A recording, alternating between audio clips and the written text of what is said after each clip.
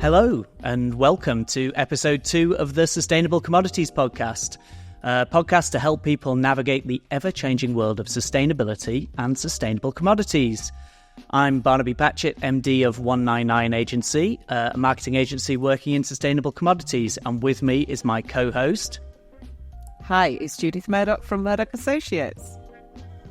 Great, and in this episode we're delighted to welcome a very special guest, Ruben Brunsveld from the Roundtable on Sustainable Palm Oil. Continuing the theme from episode 1, we're going to be talking about EUDR. Specifically in this episode, we're going to be focusing on palm oil and EUDR. And we'll be speaking to Ruben about what the RSPO thinks about the legislation, what members are saying, and how the RSPO is helping organisations to overcome challenges when it comes to compliance.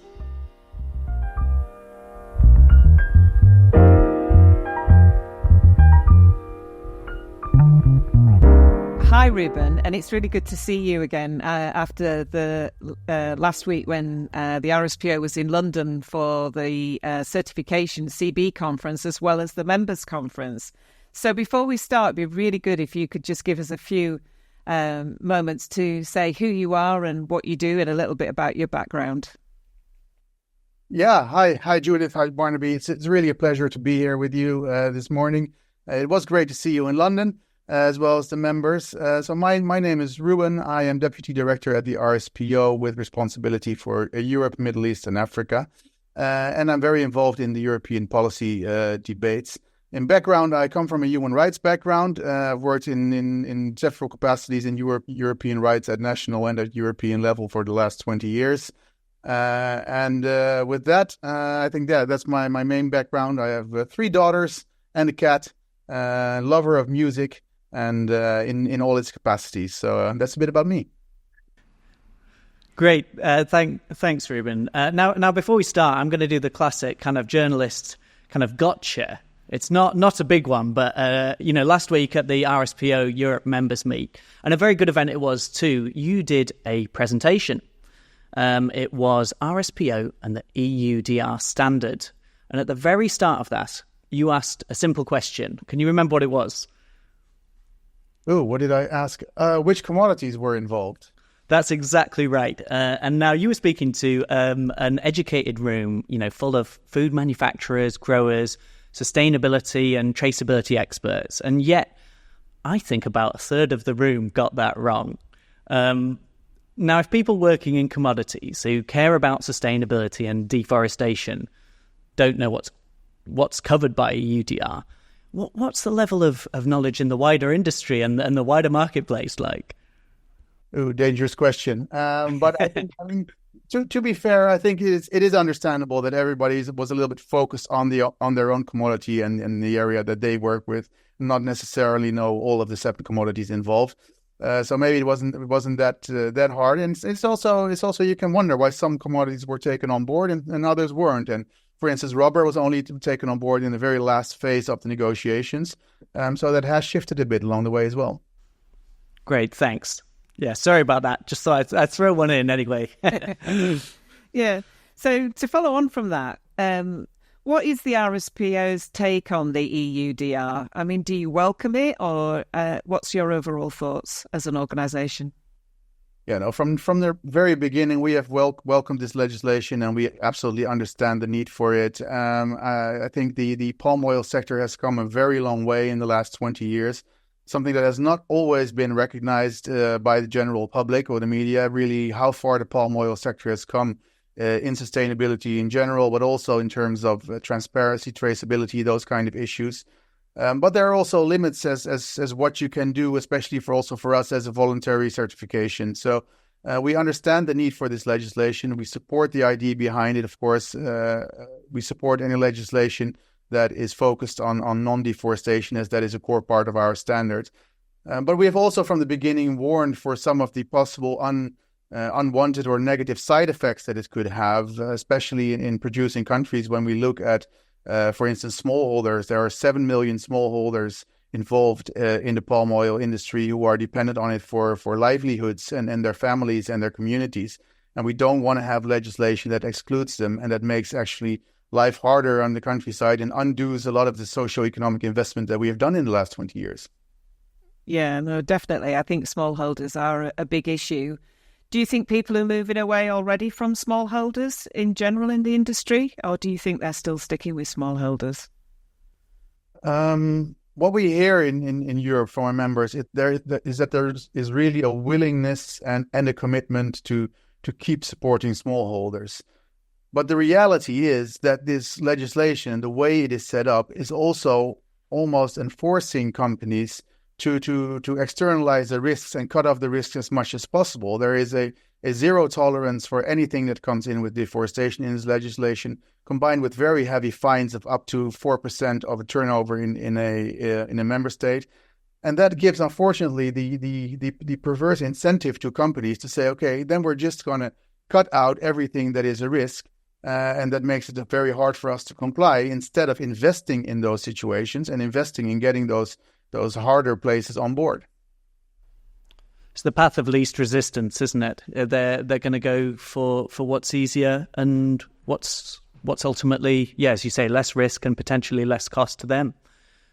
Yeah, and I think that's something that has been underestimated in the development of this legislation by policymakers, that of course, that's the way how businesses work. They want to avoid risk. They want to do, luckily, our members want to do the right thing, and they really want to invest in sustainability. But if you make the business risk and the business case very large for them, then sometimes also you don't leave them any other opportunity. Yeah. You did quite, I thought a really good presentation last week. And I'd just really like to bring you back to that presentation when you talked about the main elements. Looking at the due diligence obligations was one of them. Do you want to just maybe talk about how you see those main elements within the actual policy? Sure. I think the EUDR in essence is quite simple. So we have a import ban, a de facto import ban on anything that would come on the market if it's made as a result of deforestation, legal or illegal. And it has to be produced in line with the producing law, the laws of the producing country. So those are the two elements that you have to have in place for enable to place something on the EU market. And then there is the due diligence requirements, which are a number of them focused on legality, where you have to be able to show that it is produced legally, which includes land titles, which includes human rights recognized under the laws of the production countries. It includes a lot of information on who has handled the material, their background, their addresses, their email addresses, and it includes, very importantly, geolocation information, so that the commodity can be traced back all the way to plot of land where it originated. Yeah, and just one of the ones for me is what's in scope. I mean, I was rather amused to see what the cocoa guys are going to have to do in terms of actually putting in chocolate into the actual scope of it, and we have this Annex 1, which is where the list, if you like, is highlighted. What do you think to that list of palm oil fractions and so on? Do you think it's a good list or overcomplicates it? First of all, the Annex 1 is very important, as you mentioned, and it's been overseen by a lot of people, and that's logic if you don't work with it on a daily basis. You look at the regulation and you might not deep dive into the annex, but actually the Annex 1 is the annex that shows the actual products that are covered by this regulation. So it's not a regulation that goes on ingredient level. It's not if you produce shampoo or soap or something like that you have to know and show where the palm oil in your shampoo or soap comes from.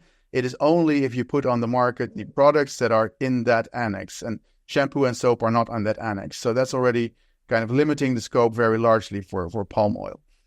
Having said that, there are a lot of questions about what is in that annex and what is not and why. There are certain products that make it quite difficult. Palm kernel expeller for animal feed is one of them. We have certain derivatives that are included. Some other derivatives are not included. So it seems like it's been a perhaps also part of a political compromise what has been included and not. This will have to be reviewed. There is a review in the regulation as well foreseen. I believe after 2 years that it will be reviewed in terms of the annex, the goods, and even the commodities that can be taken off or added. So we'll see how that plays out. You talked there about the kind of political decisions or political considerations. I guess for us in the UK, that's even more of an issue because of the discrepancies between the legislation, the EUDR, and the upcoming potential UKDD regulations, which may actually include some of the things that are not listed in Annex 1 of EUDR. Yeah, I think that's going to be, for me, that will put a lot of pressure on companies. I mean, it kind of leads nicely on, Barnaby and I were chatting about what members, RSPO members think, and then also general industry. And I think the bit for me is that, particularly in the UK, there's huge focus on the EUDR, but they're forgetting about UK legislation. I mean, again, what was your feel in the room last week, and do you have any views on the UK? I thought the presentation of DEFRA was excellent that we had there. It was really a bit of an eye-opener. The UK regulation in certain degrees is less extensive, where it looks, for instance, at only at illegal deforestation and not at legal deforestation. But on the other hand, in the scope of the products, it's much more extensive, because that is a let's say ingredient-based regulation where everything can fall under it when you have palm oil in the product. So then again, it has tried to mitigate that wide scope by introducing thresholds for the size of company that it falls for. So I feel like the UK has really tried to introduce a system of different levers and pulleys to kind of find that right balance. And I think they've come a long way. It's an impressive piece of legislation. If it in the end is exactly the right balance, probably not, because we always need to tune as we go along. But I think the UK has put forward a strong piece of legislation there. Yeah. And how do you think getting ready for this legislation is going? The EU itself and its platform, I understand that the actual platform that people are going to have to upload information to is maybe not ready to go. What's your view?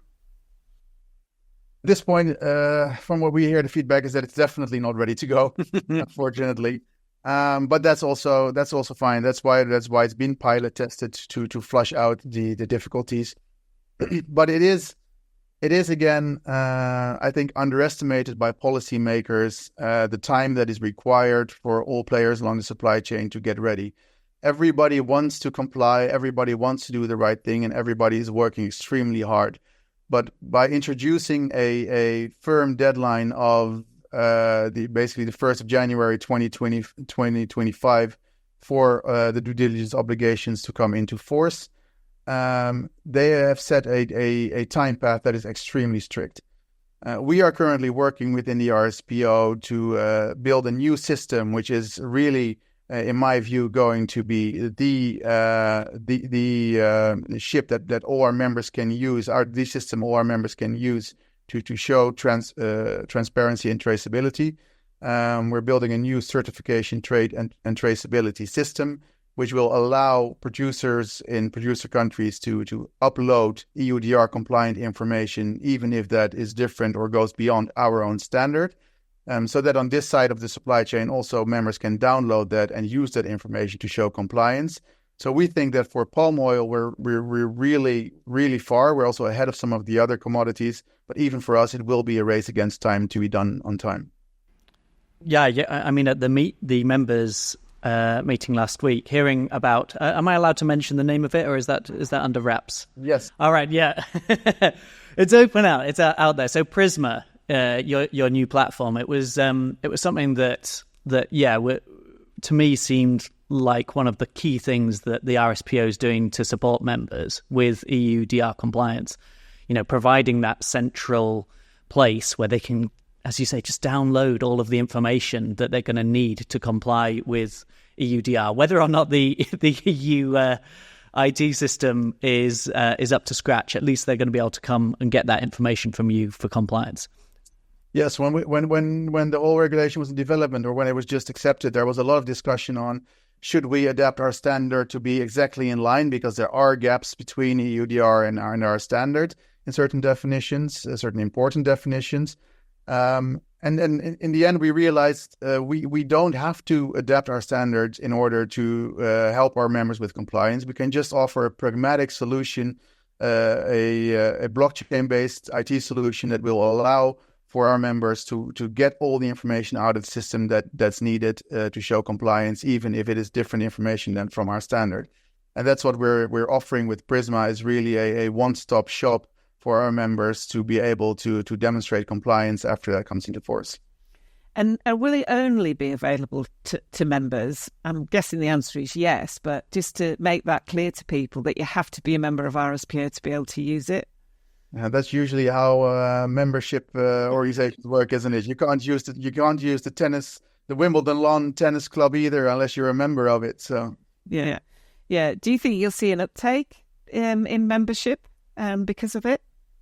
We've actually witnessed an uptake already, and I would say in the last year or so, which is interesting, because when it all started, people were really skeptical, and they were saying, will RSPO be relevant after this comes into force, or will people just go for EUDR compliance and not care about certification anymore?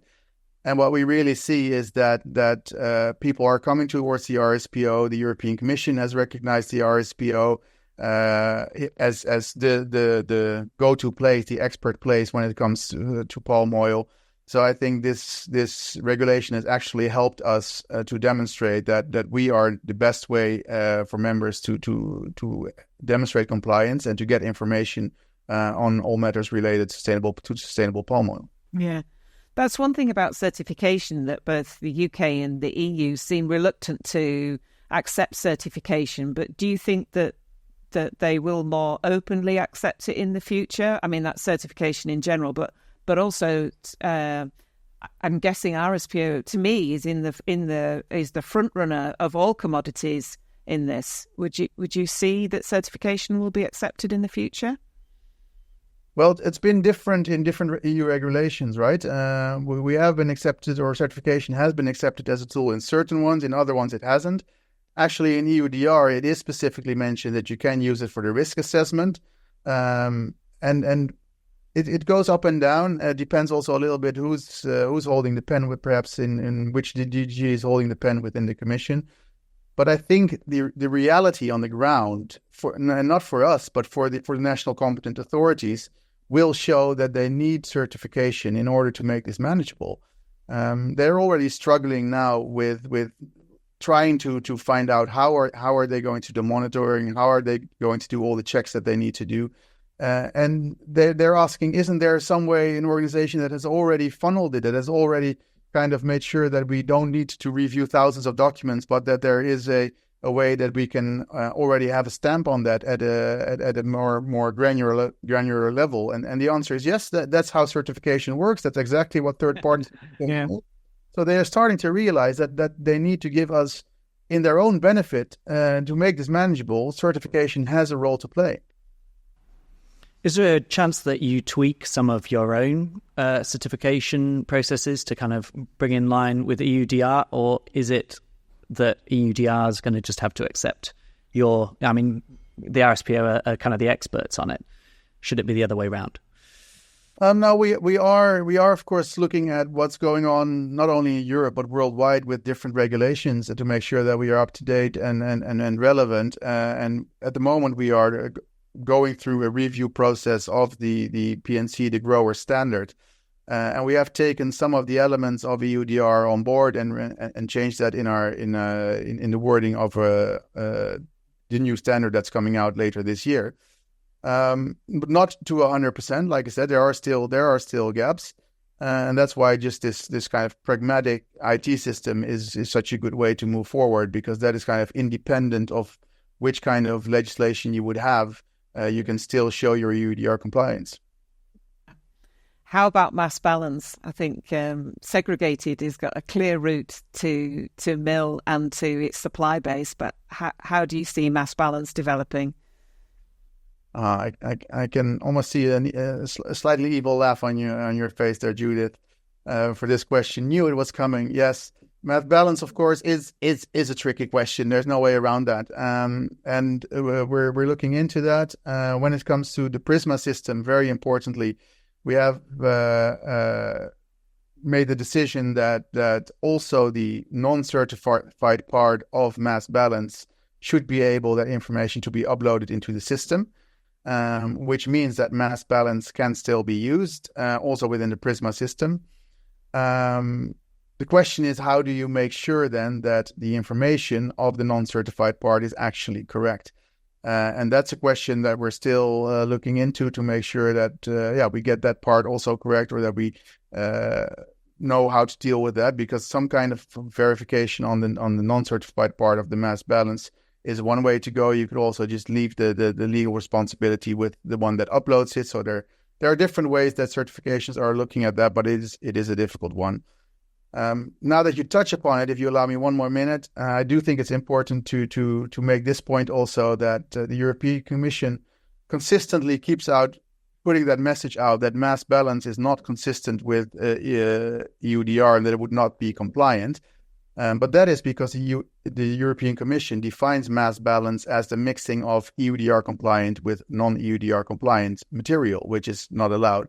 But in the industry and in certification, we define mass balance differently as the mixing of certified and non-certified material.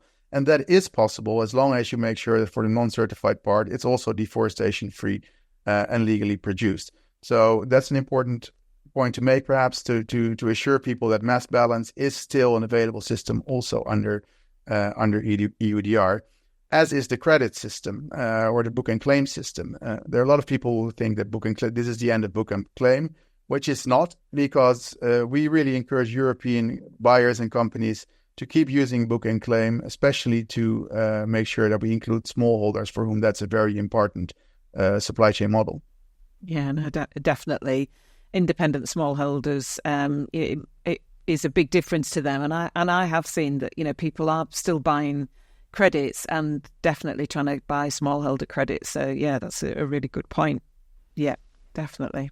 Nice to see it continuing for after all these years. That's is it 15, 16 years since it was launched?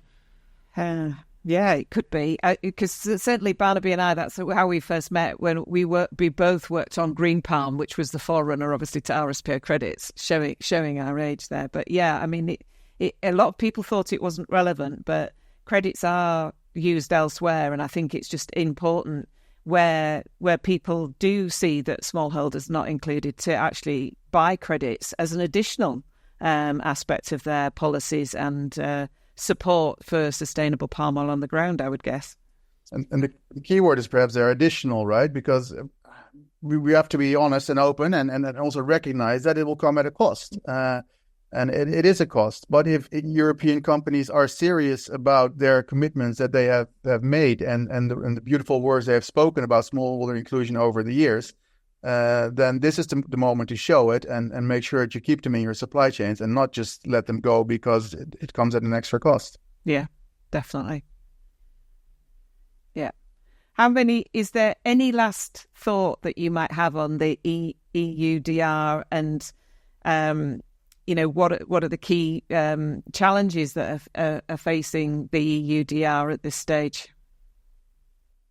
Well, key challenge is obviously the timeline for all of us to get ready. But I'd rather end at a positive note, because we so often get stuck in our criticism of this legislation. And something that I do keep coming back to, and I mean that sincerely, is that it's amazing. It's amazing that for the first time, basically in history, a whole part of the world, a whole part of the geography of the world, which is a major part of the European global economy, has set a legislation that says we want to stop all deforestation related products from coming into markets. We want to stop our own contribution to global deforestation, and we're going to do that by legislating companies to do the right thing.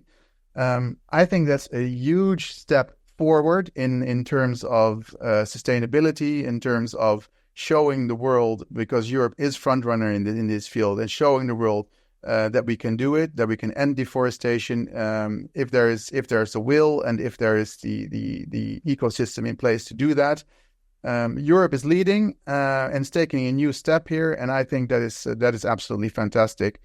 Yes, it will come with problems as we go along, but the idea of working towards a carbon neutral continent by 2050 and ending global deforestation and Europe's contribution to that, I think, is something that we should all support.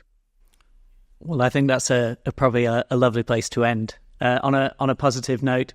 In terms of the RSPO's general work, I know that you're now in your 20th year. You've just celebrated the 20th anniversary. What's coming up? What's the plan for the next sort of 20 years?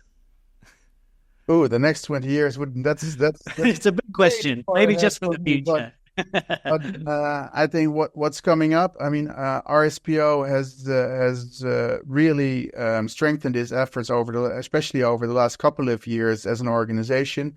I think we're growing in membership. We're growing in terms of turnover. We still have about 20% only of uptake globally, which is a good amount. I mean, it means that we certify a fifth of the global production. But that also means that there's still a long way to go. In Europe, we're doing extremely well. As the listeners of this podcast probably know, the number that we have at 93% of uptake in Europe, which means that basically almost all palm oil that comes into Europe is certified sustainable these days. Something that's unfortunately, a little known fact. But at a global level, it's still stuck at around 19 to 20%, and we see regions like India, China coming up, becoming more self-sufficient, becoming big producing countries. We see Africa coming up as a consumption region as well. And those are the areas where the difference will be made and where we will need to invest to make sure that we get that number of 20% up and actually work towards making the entire industry more sustainable. Great. Thank you. And for listeners who perhaps want to know more about the RSPO, where can they go? Well, I would gladly invite them to go to our website, www.rspo.org. It's a new website. You find there all the information that we have, and also depending on the topic that you're interested in, you'll find there the contact details of people that you can contact. Great, thank you. Right, so one final question. Is EUDR coming in 1st of Jan next year, as it is on schedule, in your opinion? Yes. Yes, a nice positive. You know what? I thought with your diplomatic background, Ruben, I thought I might get a diplomat's answer, but we're really pleased with the positivity of that. Thank you very much. Ruben, thank you very much for your time. Thank you so much for having me here today. Yeah, thank you, Ruben. Thanks. Bye. Great. Thanks for listening to the Sustainable Commodities Podcast. Join us next time where we'll be talking more about EUDR and sustainable commodities.